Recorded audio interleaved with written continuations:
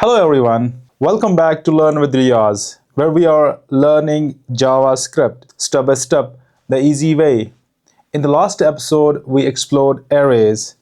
We can store a list of items like students in a class or videos in a playlist. But sometimes we don't just want a list, we want to store detailed information about one particular thing. For example, imagine we have a student in our class. We don't just need their name, but also need their roll number, grade, and subject. That's where objects come in. They allow us to represent real-world data in a structured and meaningful way. So what is an object? In simple words, an object is a collection of data in key-value pairs. Each key represents a property or characteristic, and the value represents its data. For example, So here is the demo of objects. As always, in the Xcode, we go into the script tag and make our student object. You can see we have the student object. It has the name, property, roll number, grade, object. These are called keys or properties or characteristics. So on the left side of these are the keys, and on the right side these are the values. An object can have multiple keys and obviously with the multiple values. here name is a key and Aisha is its value. Roll number is a key, 12 is its value. Subjects is a key and its value is an array this time. So this one object called student holds everything we need about Aisha. Her name, roll number, grade, and even subjects.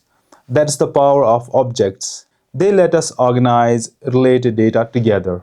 So how do we access the object properties? How do we use this data? We can access the property in two ways. The number one is dot notation. For example, we have the student object and its key is name. Student not name, it will give us the value of Aisha. And bracket notation, it is student then the grade written in the brackets. It will give us the output A this time. Both give you the same result, but bracket notation is handy when the key name is dynamic or stored in a variable. For example, The way to access this name is just write the name of the property in the brackets this way, and if we go to the browser console, we can see the name Aisha printed into two times. We can just label it dot notation, and we can label this in bracket notation. Refresh it. This is Aisha in dot notation, Aisha in the bracket notation. you can also update or add new properties easily. Update a value, just do student.grade, or for example A plus.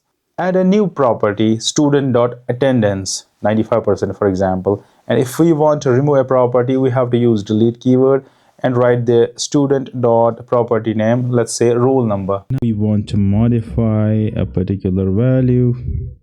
Let's see if we want to update the student name. We can do is we can write student dot name equal Aisha A, for example. And when we do the console log, let's refresh it, and you can see Aisha A dot notation. Perfect. And if we want to add a new property, we can just do this in JavaScript. Attendance is equal to 95%, and it is going to add another property, attendance, in that way simply. And if let's just print the whole object. Let me show you first, and let's see how it works. You can see the object printed in this way: attendance, grade, name, roll number, subjects. Now if we want to delete, for example, roll number, we can do is delete student dot roll number, and when we refresh, roll number should be gone from this object. Aha, that's it. Objects are that flexible. Think of an object like a student record card in your school. Each card has labels like name, roll number, class, subject, attendance, or the other ones, and the data written next to them. These labels are keys, and the written data are values. Together, they describe one student completely. And if we have multiple students, we can store all these object records inside an array, which we will talk about soon when we learn arrays of objects. Let's do a quick recap. Objects store data in key value pairs. They help represent real-world entities easily. You can create, access, update, or delete data inside them with simple syntax. Remember, objects is a powerful concept, powerful idea in programming as a general. Because objects used in the programming, these help us to map the real world, the physical objects, into the virtual ones that we use in our programs. And that's it for today's lesson on objects in JavaScript. In the next episode, we will take this further and explore arrays of objects where we can handle multiple students, teachers, or even YouTube videos all together. If you found this helpful, make sure you like, subscribe, and share this video with your friends who are learning programming. And as always, keep coding, keep learning, and I will see you in the next episode. Thanks for watching.